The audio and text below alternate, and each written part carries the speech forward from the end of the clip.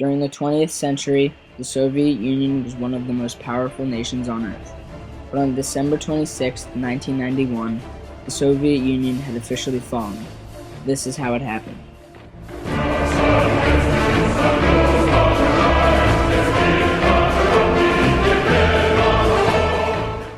According to Karl Marx, a true communist nation would never have an overpowering leader.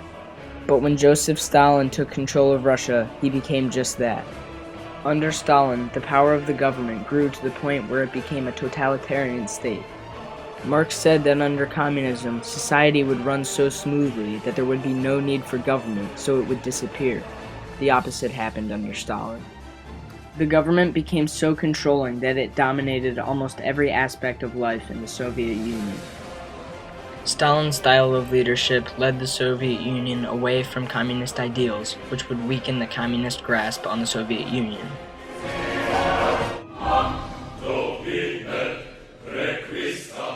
Years later, in 1985, Mikhail Gorbachev was appointed General Secretary of the Communist Party of the Soviet Union. When Gorbachev took office, the Soviet Union's economy was in a sharp decline. Gorbachev repeatedly promised his nation that his economic reforms would restore the Soviet economy. But when these reforms, which he called perestroika, were put into action, they failed.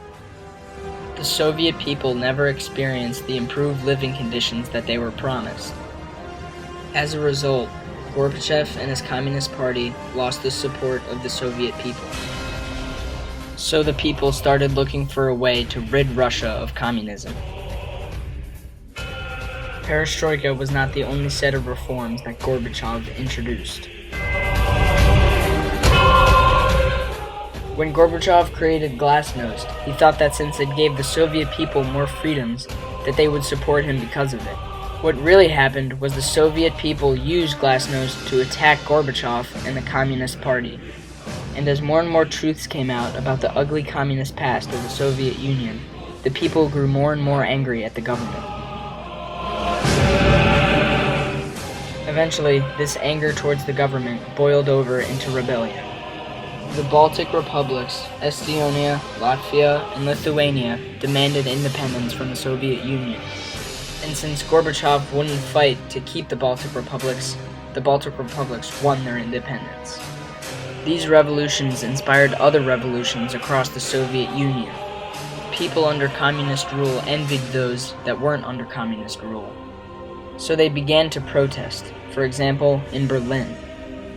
As long as this scar of a wall is permitted to stand, it is not the German question alone that remains open, but the question of freedom for all mankind.